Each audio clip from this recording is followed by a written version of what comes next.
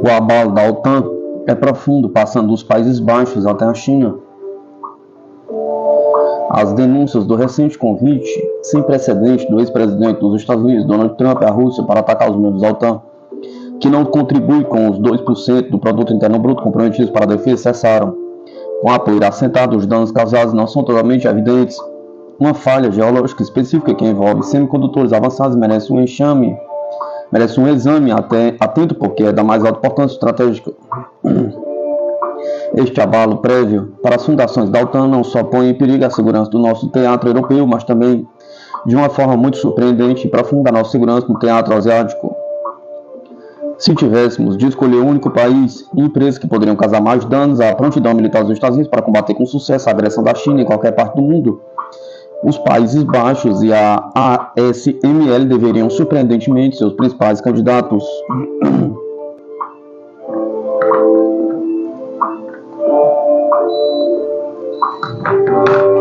Os semicondutores são um alicerce fundamental de muitas tecnologias emergentes que provavelmente aparecerão na próxima fase de desenvolvimento de armas militares, tais como mísseis hipersônicos, computadores quânticos, enxame de drones controlados por inteligência artificial e robôs assassinos autônomos. Os semicondutores não são simplesmente outra tecnologia importante ou mesmo uma tecnologia pioneira. Os semicondutores estão sozinhos em uma classe de primeira ordem porque sustentam todas as outras tecnologias avançadas. Não existe nenhum fabricante nacional da tecnologia de fabricação de semicondutores mais avançada e da segunda mais avançada, ou seja, respectivamente, tecnologia ultravioleta extrema e sistemas de litografia ultravioleta profunda. O único fabricante mundial de equipamentos de fabricação de chips UV e sistemas de litografia é a ASML, com sede na Holanda, um país que há anos não cumpre o seu compromisso de contribuir com 2% do seu produto interno bruto para financiar a OTAN. A Holanda representa 1,63% do seu PIB de 2023, com base em dólares, de 2015, logo abaixo da Alemanha. Embora a ASML não tenha concorrentes para seus equipamentos de litografia UV, ela tem dois concorrentes para seus sistemas de litografia DUV, Nikon e Canon. Todas as três empresas desejam vender seus sistemas de litografia concorrentes para a China, que é um comprador voraz. O risco de segurança nacional dos Estados Unidos de não ser o país de origem de todos os fabricantes de sistemas de litografia UV e DUV significa que devemos trabalhar incansavelmente para evitar uma divergência da política externa de controle de exportação de semicondutores com a Holanda e o Japão, que permite esses semicondutores avançados sistemas de fabricação de chips sejam vendidos a países hostis como a China e a Rússia. As nossas atuais táticas ad hoc para enfrentar este grave risco para a segurança nacional tiveram um sucesso limitado e são decididamente inadequadas para enfrentar esse desafio de primeira ordem. Em 2021, os Estados Unidos impediram a ASML de vender equipamentos de produção de EUV à China através de um forte reforço ad hoc do regime de controle de exportações dos Países Baixos. Não é de surpreender que, dado que cada unidade custa aproximadamente 160 milhões de euros, a ASML não apoiou a posição dos Estados Unidos. Em 2022, os Estados Unidos impediram a ASML de vender à China determinados equipamentos de fabricação de DUV, que está uma geração atrás do EUV mais avançado.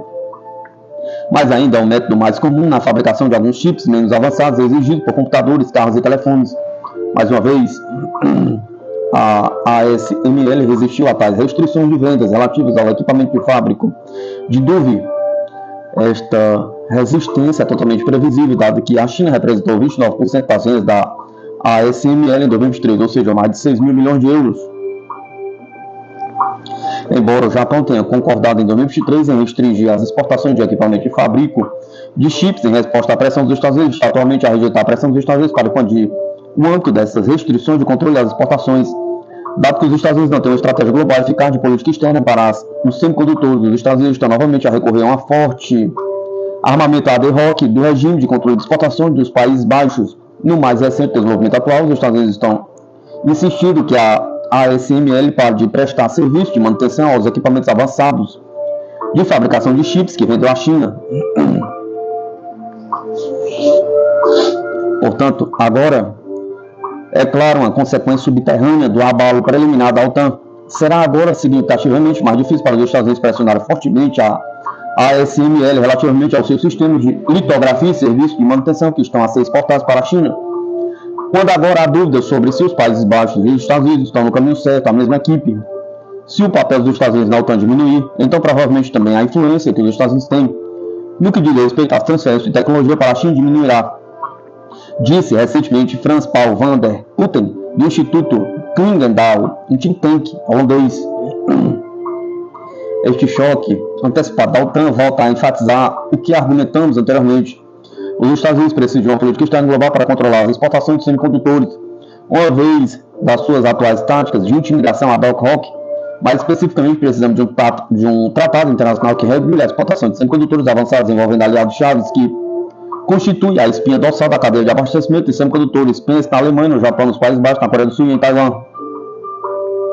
Do ponto de vista militar de um grupo semi-aliado, existe uma necessidade crítica de impedir que essa tecnologia avançada de chips seja exportada ou desenvolvida de forma independente em países que lhes sejam hostis, como a China e a Rússia, o Irã e a Coreia do Norte. Precisamos de uma política externa de semicondutores estável e duradoura, que não esteja sujeita aos caprichos de qualquer administração atual ou futura. Um abalo preliminar pode pressagiar um possível terremoto. Estamos gravemente despreparados, sem tempo a perder.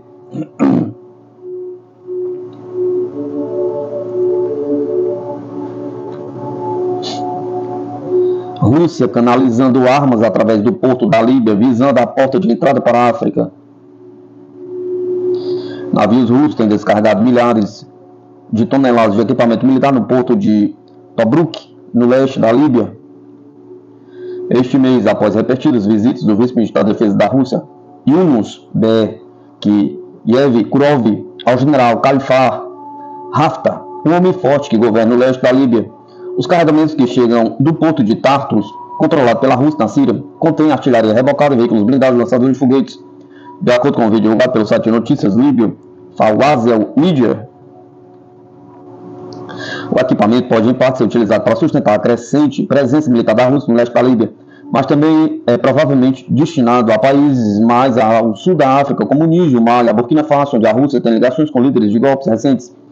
Alguns especialistas veem o aumento da atividade como resultado da estratégia diplomática dos Estados Unidos em relação a Haftar, que não conseguiu impedir o senhor da guerra de se aliar à Rússia e deu a Moscou a oportunidade de fornecer armas ao país, transformando-o numa porta de entrada para abastecer a sua crescente presença em toda a África. Prosseguem as críticas. O leste da Líbia está a tornar-se uma importante estação de passagem para a África, da África para a Rússia. Isso surge depois de os Estados Unidos terem interpretado mal Haftar, disse Ben Fishman, membro sênior do Instituto de Política para o Oriente Próximo de Washington. Tem havido uma tentativa contínua dos Estados Unidos de interagir com Haftar em vez de isolá-lo, mas ele desafiou repetidamente os nossos pedidos e as solicitações da ONU e aproximou-se da Rússia. A abordagem dos Estados Unidos tem sido repetidamente o mesmo jogo de futebol e esperar um resultado diferente, disse Fishman, que anteriormente serviu no Conselho de Segurança Nacional. Fishman diz que Haftar recebeu visitas russas e fez viagem a Moscou ao mesmo tempo que manteve reuniões na Líbia com o secretário de Estado adjunto para assuntos do Oriente Médio, Barbara Leff, o enviado especial dos Estados Unidos, Richard Norland. De fato, um dia depois de Norland e o comandante da África visitar Derna, no leste da Líbia, após as inundações de setembro passado, Haftar voou para Moscou, diz ele. A abordagem deles foi ele irá aproximar-se da Rússia se o isolarmos, mas ele aproximou-se de qualquer maneira de Moscou e está a lucrar, diz Fishman. Através de seus mercenários próprios, Wagner, a Rússia apoiou a tentativa fracassada de Haftar de conquistar o oeste da Líbia em 2019, depois do país se dividir após a deposição do líder nacional coronel Mahmoud Gaddafi em 2011. A diplomacia americana procurou recentemente convencer Haftar a participar nas eleições nacionais para reunificar o país, enquanto Moscou se concentrou alegadamente na negociação de uma presença naval permanente russa em Tobruk, dando uma posição segura no Mediterrâneo Central. Enquanto instrutores militares russos chegam ao Níger para apoiar os líderes golpistas que tomaram o país no ano passado. O destino de uma base dos Estados Unidos no país, a partir do qual são lançados voos de drones em toda a África, está em jogo.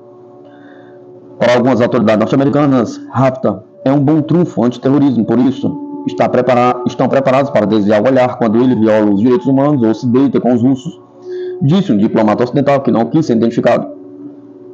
Mas, se os Estados Unidos estão preocupados com o papel crescente da Rússia na África, então talvez devesse ir além da expressão ocasional de preocupação, disse o diplomata.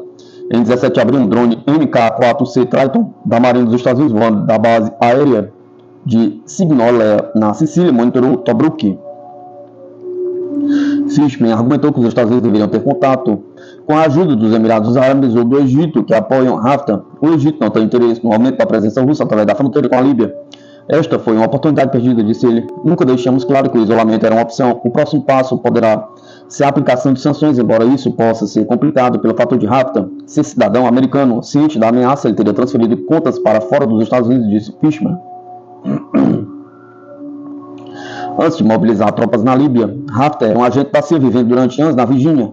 Fishman disse, para reduzir a capacidade da Rússia de usar Tobruk, poderia haver interrupção do uso de radar, do abastecimento ou do estacionamento de navios ao largo da costa, mas isso agora é impossível, dados os nossos compromissos no Mar Vermelho.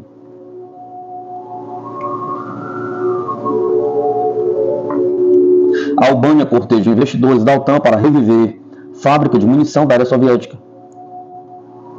O ministro da Defesa albanês, Niko Pelesh, anunciou que o governo do país pretende relançar suas 3 instalações de produção de armas e munições intactas, de munições inativas no meio de conflitos militares na Europa e no Oriente Médio. O ministério pretende atrair investidores estrangeiros para permitir que as empresas lancem novos produtos.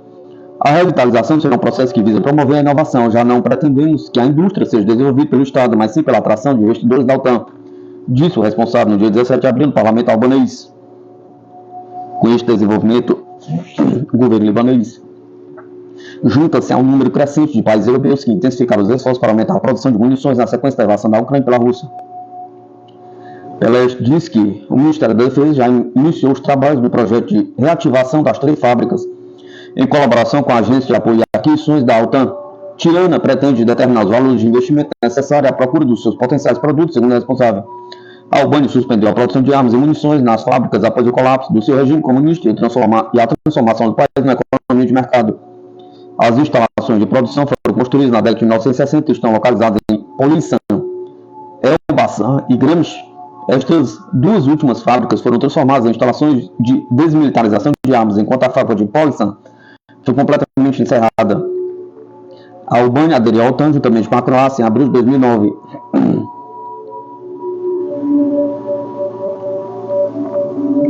De cliente a proliferador sancionado, drones ampliam o alcance do Irã. Dias depois do bombardeamento sem precedentes, em grande parte mal sucedido, do Irã contra Israel, os Estados Unidos e o Reino Unido impuseram sanções adicionais aos fabricantes e fontes de material do regime. A ação conjunta feita em resposta direta ao ataque teve como alvo 16 pessoas e 2 organizações que apoiavam a florescente indústria de armas de Teherã. Segundo o Departamento do Tesouro, incluem aqueles que trabalham em nome do Corpo da Guarda Revolucionária Islâmica e do seu braço de produção de veículos aerotripulados. A bufetada econômica pretende desvalorizar a crescente fonte de dinheiro e prestígio de Teherã. As armas, os drones como Shahed e Mohajer, mísseis e seus derivados foram avistados ou relatados nas mãos de forças russas, sudanesas e Houthi, entre outras. Estamos a utilizar as ferramentas econômicas do Tesouro para degradar e perturbar aspectos-chave da atividade maligna do Irã, incluindo o seu programa de drones, as receitas que o regime gera para apoiar o seu terrorismo, disse a secretária de Tesouro, Janet Yellen, no comunicado de 18 de abril. e entidades ligadas à atividade terrorista do Irã e suas violações de direitos humanos e seu financiamento do Hamas, do Hezbollah e de grupo de milícias iraquianas foram prejudicados nos últimos 3 anos, acrescentou ela.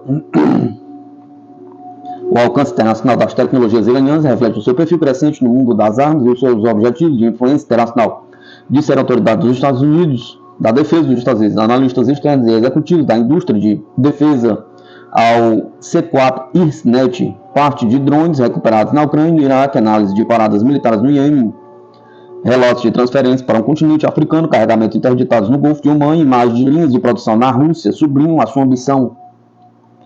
O Irã costuma ser um cliente, disse o contra-almirante da Marinha dos Estados Unidos, Mike Brooks, durante a conferência de defesa Mar Air Space em Maryland. Agora eles são produtores e proliferadores e acho que a Rússia é um grande exemplo. A barragem de fim de semana do Irã incluiu cerca de 170 drones, 120 mísseis balísticos e 30 mísseis de cruzeiro, segundo as Forças Armadas de Israel. Quase todas as ameaças aéreas foram interceptadas com o apoio dos Estados Unidos, Reino Unido, França e outros. O Shahed parecia ser uma peça central da salva. Os drones de ataque unidirecional são montados com peças simplistas, inclusive de fontes ocidentais, e são capazes de voar a mais de 1.600 km com ogivas que pesam dezenas de quilos. Sua popularidade está crescendo. Desde 2022, o Irã fornece à Rússia mais de 1.000 drones Shahed Mohajer. De acordo com estimativas dos Estados Unidos, imagens de linha de produção russa, apoiadas pela experiência do Irã, surgiram online no início deste ano. Em exibição estavam fileiras de clones Shahed pretos e cinza, conhecidos como Gerran, fuselagem com corpos triangulares espinhosos arredondados, condes de nariz, atarracados e estabilizadores verticais que se estendiam acima e abaixo das asas. Sósias de Shahed, conhecidos como Wade, também foram adotados pelos rebeldes Houthi. A Agência de Inteligência e Defesa documentou os pontos em comum em uma avaliação recente das ameaças mundiais. Alertou que o Irã se apoiaria nos partidários para cumprir as suas ordens. O corpo da Guarda Revolucionária Islâmica mantém uma divisão denominada Departamento 8000, que desenvolve drones e fornece treinamento para forças externas. O Irã persegue interesses, mantém a profundidade e a largo seu alcance através de uma rede de representantes militantes, diz Brooks, que serve como comandante do Gabinete de Inteligência Naval. A organização coleta, analisa e distribui informações sobre combatentes estrangeiros. O Irã atualmente prolifera armas em toda a região e está a tornar-se um crescente risco de proliferação global, acrescentou. Há 10 anos o Irã era uma ameaça local, hoje é uma ameaça regional, com atividades de influência maligna muito mais amplas. Os militares e os grupos extremistas estão cada vez mais a utilizar drones e outros sistemas não tripulados para vigiar e atacar alvos a distâncias maiores e mais seguras. Drones explosivos também podem complementar os estoques de mísseis, oferecendo aos usuários uma opção mais barata e menos complexa. Os empreiteiros iranianos e os funcionários do governo aproveitaram a procura do mercado, frequentemente exposições de armas e outros eventos na Rússia, no Iraque, no Catar, na Sérvia e na Arábia Saudita, segundo Berhnan Ben Taleblo, membro sênior do think tank Fundação para a Defesa das Democracias. O Irã apresentou seu drone Shahed 149 Gaza na exposição e conferência internacional de defesa marítima de Doha em 2024. Assemelha-se ao MK9 Reaper, fabricado pela General Atomics, com sede nos Estados Unidos. O Irã está a preparar-se para passar de proliferador de armas a vendedor de armas, diz Taleblo ao C4 IRSNet numa entrevista. Com armas iranianas como os drones, sejam eles veículos aéreos de combate não tripulados ou drones de ataque unidirecional, espalhados por zonas de conflito em 4 continentes, o regime está pronto para partilhar alternativas comprovadas em batalha, mas de menor qualidade a tecnologia militar atual, pela metade do preço e sem problemas regulatórios. Em suma, acrescentou, Teherã está a posicionar-se discretamente como fornecedor de armas ao terceiro mundo. O material bélico lançado contra Israel é a mais recente evidência do fascínio dos drones e de sua capacidade de nivelar o campo de jogo. Taleblo descreveu-os como um misto de cruzeiro do pobre, exemplificando que a quantidade tem uma qualidade própria. Um drone Shahed pode custar dezenas de milhares de dólares. Mísseis ou interceptadores sofisticados, como os utilizados pelos navios de guerra no Mar Vermelho, podem custar muitas vezes mais e são em menor número e mais distantes entre si. A Marinha dos Estados Unidos gastou perto de $1.000 milhões em munições no semestre em que os seus navios patrulharam as águas do Grande Médio Oriente. Israel os Estados Unidos e seus aliados tiveram a sorte de interceptar 99% do ataque do Irã com danos e ferimentos limitados, mas este é outro sinal de que o uso de drones no campo de batalha veio para ficar, disse Andy Lowery, diretor executivo da Direction, empresa de energia Epirus. E as táticas que nossos adversários empregam ao usar drones continuarão a ficar mais sofisticados com o uso de enxames de drones habilitados pela inteligência artificial. O perigo que os drones e outras tecnologias não tripuladas representam está a influenciar a modernização militar dos Estados Unidos. Armamentos antidrones, incluindo energia dirigida, são muito procurados. O Exército dos Estados Unidos, em 2022, assinou um acordo de 66 milhões com a Epirus para fornecer a arma de micro-ondas de alta potência Leônidas no avanço do empreendimento e capacidade de proteção contra incêndio indireto do serviço.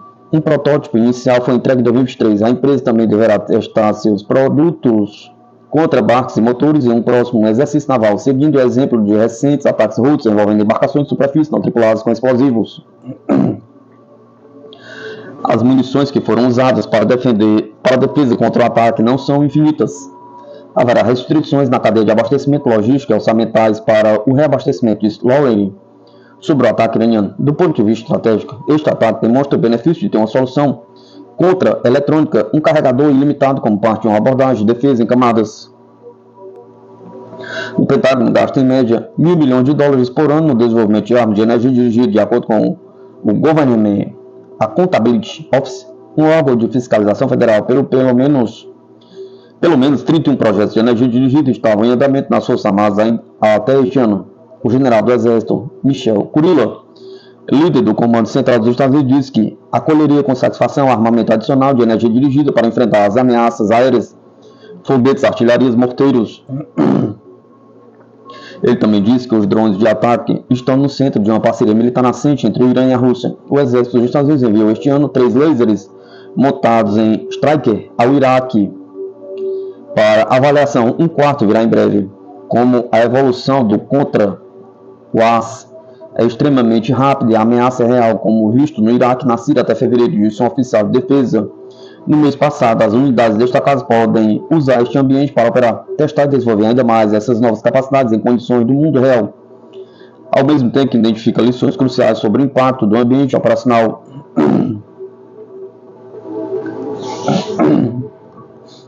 Índia oferece a HAL sua maior licitação de todos os tempos, 97 caças Tejas.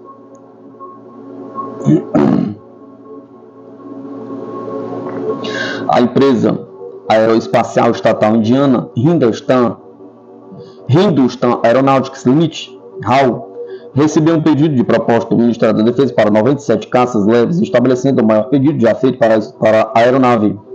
Os caças Tejas da empresa, também conhecidos como Light Combat Aircraft ou LCA, são essenciais para a Força Aérea Indiana, já que a Força possui atualmente apenas 31 esquadrões de caça, em comparação com o nível obrigatório de 42. Um porta-voz da HAL confirmou que a empresa recebeu a solicitação, mas não soube dizer quando seria entregue uma resposta com uma proposta de preço concreto. A Força Aérea Indiana não respondeu a uma pergunta sobre o preço esperado para o contrato, mas as estimativas publicadas fixam o custo em algo ao norte de 650 bilhões ou cerca de 7,8 bilhões de dólares. Esta solicitação de licitação para 97 caças segue a aceitação formal do Conselho de Aquisição e Defesa da Exigência Militar para a aeronave em 30 de novembro de 2023. A HAL já possui 2 linhas de produção do Tejas em Bangalore, cada uma das quais pode produzir 8 aeronaves anualmente. Uma terceira linha de produção em Nashik, Maharashtra, deverá ser inaugurada em outubro, acrescentando mais 8 aviões à produção anual.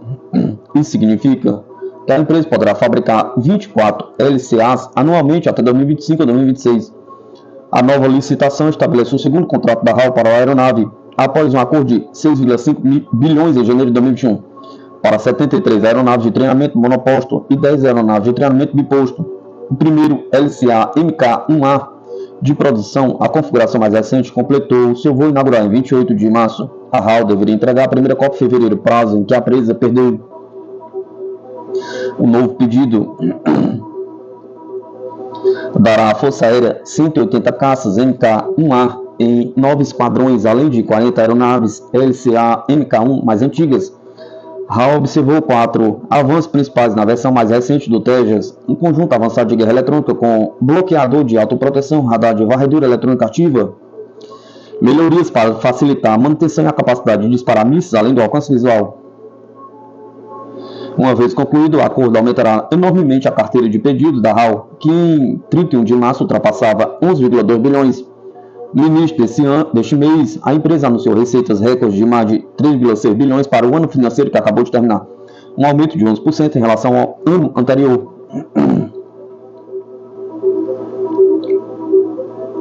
Nigéria espera primeiro lote de caças Leonardo M346 este ano. A Nigéria receberá os primeiros 6 dos 24 aviões italianos de treinamento de caça leve M346, que encomendou até o final do ano, disse a Força Aérea do país. Originalmente fabricado pelo italiano Leonardo como um jato de treinamento de 2 lugares, o M346 foi adquirido pela Nigéria em seu mais recente formato de caça armado M346FA. Os jatos serão usados para apoio aéreo aproximado, interdição aérea e reconhecimento tático, bem como treinamento avançado de pilotos, disse a Força Aérea em comunicado. As 24 aeronaves serão entregues em 4 lotes de 6 aeronaves com 25 anos de apoio logístico incluídos no contrato, acrescenta o comunicado. A Leonardo lucrará com sua operação de manutenção das aeronaves na Nigéria para oferecer serviço de manutenção aos seus outros clientes na região, acrescentou a Força Aérea. O M346FA, que já foi vendido ao Turcomenistão, oferece 7 pontos rígidos externos e pode integrar munições a ar e à superfície, cápsulas de mira ligadas a monitores montados em capacetes. No ano passado, Leonardo fechou um acordo para montar o canhão 20M621 de 20 mm da Nexter no jato, oferecendo maior alcance e precisão do que o canhão de 12,7 mm produzido pela belga FN Restal, que foi anteriormente fornecido com a aeronave. Ambos os tipos estariam disponíveis para compra na Nigéria. Até o momento, Leonardo vendeu um total de 126 aviões de treinamento M346 e aeronaves M346FA, incluindo a venda de 24 jatos para a Nigéria, com clientes da versão de treinamento incluindo Itália, Israel, Polônia, Singapura e Catar.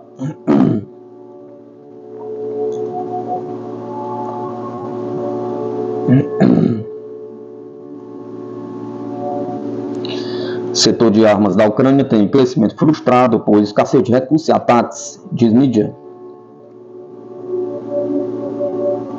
Desde o começo da operação russa na Ucrânia, empresas nacionais e estrangeiras de armas vêm tentando aumentar a produção em território ucraniano.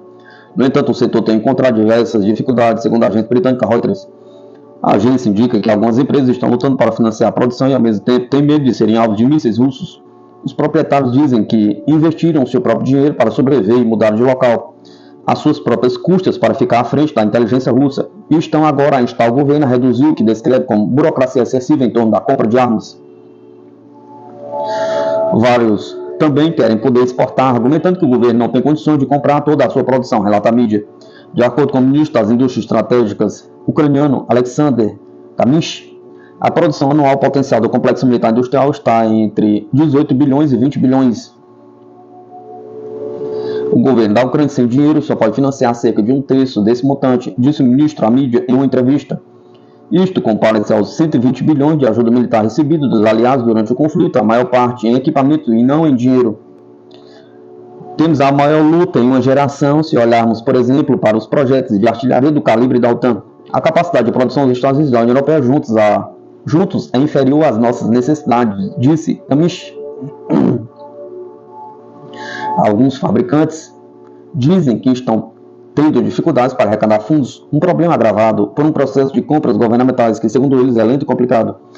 A primeira ameaça que os fabricantes enfrentam quando começam a trabalhar é a burocracia da esfera militar e das compras, disse Vladislav Belbas, CEO da Ukrainskaya, um dos poucos fabricantes ucranianos que produz veículos blindados e projetos de artilharia.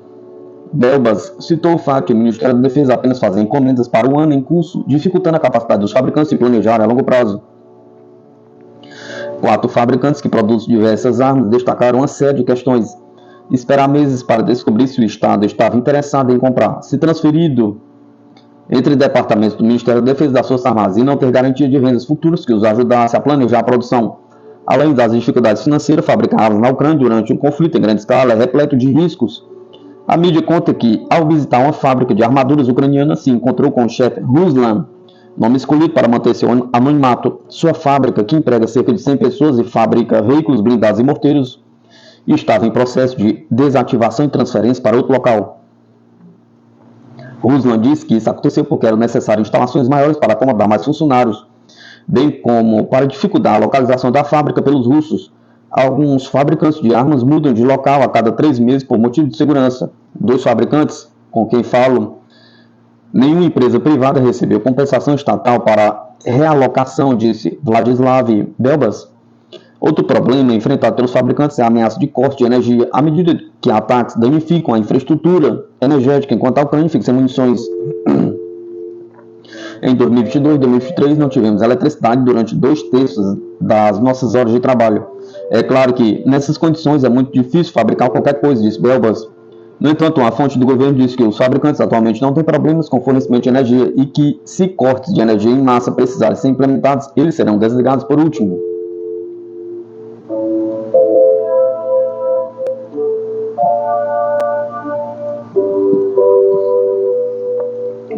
Shogui visita a fábrica e aponta que a produção de tanques russos está em plena ampliação. Nessa sexta-feira, o ministro da Defesa da Rússia, Sergei Shogui, diz que o país está aumentando a fabricação de tanques e sistemas pesados de lança-chamas. Em visita a uma fábrica de tanques na cidade siberiana de Omsk, o ministro elogiou os funcionários pela sua produção em série, mas sublinhou que é necessário mais trabalho para aumentar a produção de protetores de tanques. A fábrica de Omsk está cumprindo o programa. As questões e tarefas que decidimos durante a nossa última visita foram quase todas resolvidas, afirmou Shogui. Acrescentando que aumentar o fornecimento para as brigadas de reparo de tanques era uma área-chave de foco. Agora precisamos aumentar significativamente os kits adicionais que precisamos para colocar nos veículos que estão em combate. Complementou. Os funcionários de Omsk disseram ao ministro que a fábrica aumentou a produção de sistemas de lança-chamas pesados Sonets Sepek em 2,5 vezes e que a próxima remessa de um novo modelo de tanque de batalha principal T-80 BVM estava pronto para ser enviado para a frente de combate. Os chefes das fábricas disseram a Shogui que contrataram 1.200 funcionários adicionais. Desde o ano passado, eles estavam trabalhando 2 turnos para expandir a capacidade de produção. Ainda durante a visita, Shogui também destacou a produção de sistemas antidrones. Kiev tem realizado frequentes ataques de drones à infraestrutura energética russa desde o início do ano, atingindo algumas das principais refinarias de petróleo do segundo maior exportador de petróleo do mundo, elevando os preços do petróleo.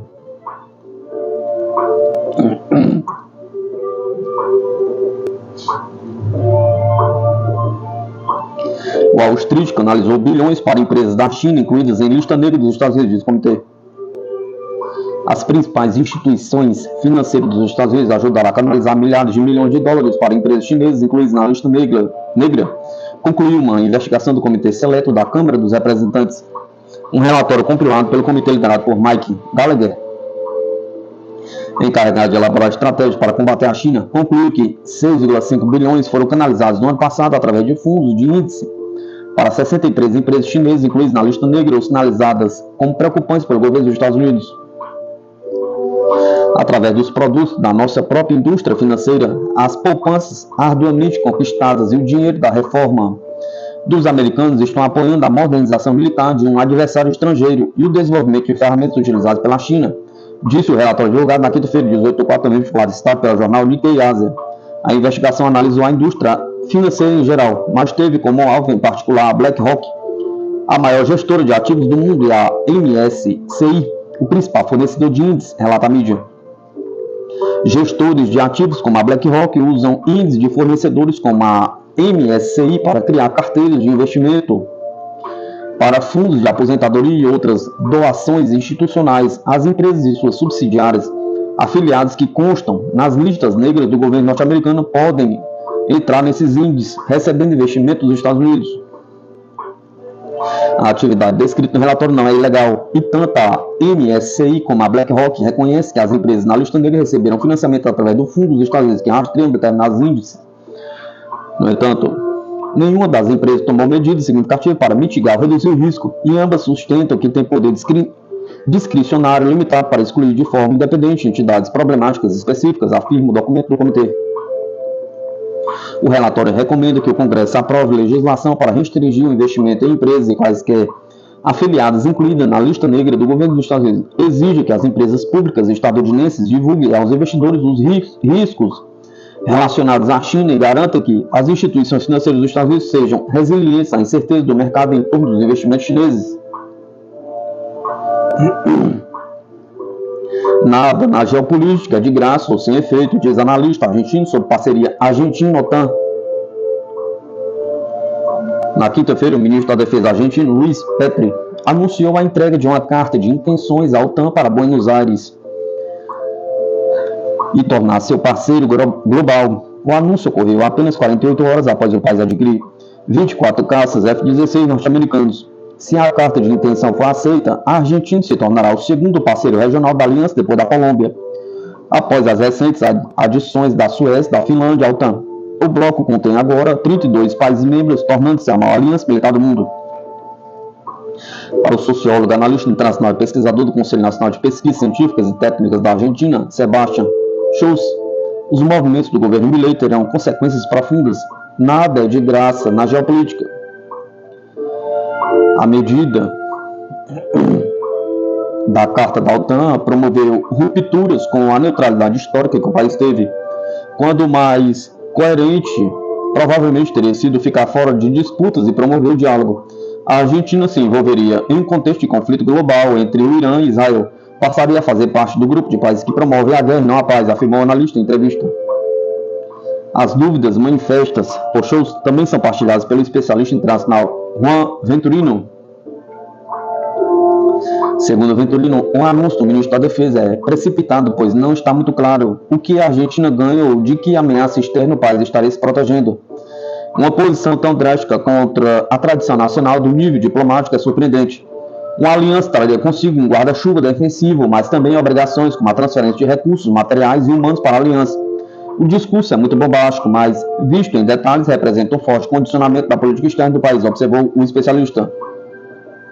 O anúncio argentino da OTAN surge imediatamente após o ministro da Economia, Luiz Caputo, ter se reunido novamente com o vice-diretor do FMI para fechar um novo programa de financiamento. Nesse sentido, Schulz afirmou que o governo Milei procura sustentar o apoio dos principais bancos globais e, por isso, envia um aceno que vem depois do acordo com a Casa Branca para o estabelecimento de uma base militar. Embora o aceno à Casa Branca represente uma aproximação ao FMI em um contexto marcado pela necessidade de moeda estrangeira, a decisão em si traz consigo um outro lado específico, distanciar Buenos Aires de potências econômicas de crescente relevância como China, Índia ou a Rússia. Pequim é o segundo parceiro comercial da Argentina, superando apenas o Brasil. Ambos fazem parte do BRICS, bloco do qual Milei optou por renunciar assim que chegou ao poder. Schulz colocou em palavras a armadilha que o governo enfrenta. Os principais parceiros da Argentina estão reunidos no BRICS, mas são justamente aqueles contra quem Milei decidiu se opor e desqualificar seus presidentes de mais um momento para promover investimentos benéficos para a Argentina. O governo optou por esfriar a relação com a China e até maltratar diplomaticamente o país com piscadelas para Taiwan, por exemplo. Definitivamente, isso somado ao desejo de aderir à OTAN vai prejudicar os investimentos chineses, afirmou Schulz. Questionado sobre o assunto, Venturino considerou que o custo da definição terá efeitos na economia real. Se houver consequências comerciais como o distanciamento desses parceiros, isso terá naturalmente um impacto direto. A maior questão é por que razão se aproximar dos Estados Unidos em detrimento do afastamento da China. Em um contexto crescente de multilateralismo, complementou o pesquisador. Desde o começo da administração de Javier Milei, incluindo o período de campanha, o presidente tem demonstrado sua inclinação às políticas e ações norte-americanas. O auge do alinhamento entre os dois países no quesito de defesa aconteceu no último dia 5, quando o presidente viajou até Ushuaia, no extremo sul do país, para se encontrar com a general Laura Jane Richardson, do Comando Sul dos Estados Unidos, onde juntos anunciaram a abertura de uma base naval conjunta na Patagônia, conforme noticiado.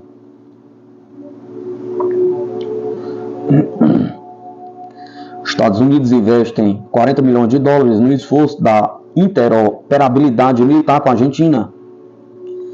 O dinheiro permitiria uma aliança estratégica que levaria Buenos Aires a comprar artigos de defesa, treinamento e serviços dos Estados Unidos, além de investir em caças F-16. O governo dos Estados Unidos anunciou na quinta-feira, 18 de 4 de 2024, que concederá à Argentina um subsídio de 40 milhões de dólares do Fundo de Financiamento Militar Estrangeiro para modernizar a defesa do país sul-americano. A medida foi confirmada pela Embaixada dos Estados Unidos em Buenos Aires e está de acordo com a aliança estratégica entre os dois países que Javier Milei, presidente da Argentina, promoveu nas últimas semanas. A embaixada diz que o fundo é um subsídio de assistência à segurança reservado aos principais parceiros e permitirá que a Argentina compre artigos de defesa, treinamento e serviços dos Estados Unidos através de fundos de assistência gratuita e melhore a interoperabilidade com as forças dos Estados Unidos. O comunicado também nota que essa contribuição será usada para a compra de 24 caças F-16 da Dinamarca, conforme o acordo assinado na terça-feira em Copenhague por Luiz Petri, ministro da Defesa da Argentina. A embaixada acrescentou que esta é a primeira vez desde 2003 que a Argentina recebe financiamento do Fundo Militar de Washington. O embaixador norte-americano Mark Stanley disse no X que a Argentina é um parceiro importante para os Estados Unidos e que estava orgulhoso de continuar apoiando o esforço de modernização militar da nação sul-americana. Segundo ele, o investimento aumentará a capacidade de defesa aérea da Argentina. Os F-16 adquiridos por Buenos Aires permitirão que o país defenda seu território de forma mais eficaz e coopere com parceiros regionais para manter a paz e a estabilidade nas Américas, disse a Casa Branca. Petri se reuniu na quinta-feira na sede da Organização Tratado Atlântico Norte, em Bruxelas, na Bélgica, com Mircea Geona, vice-secretário-geral da organização, a quem apresentou uma carta de intenções que expressa o pedido da Argentina para se tornar um parceiro global do bloco. Continuaremos a trabalhar para recuperar ligações que nos permitam modernizar e treinar as nossas forças de acordo com os padrões da OTAN, deixou claro o ministro argentino.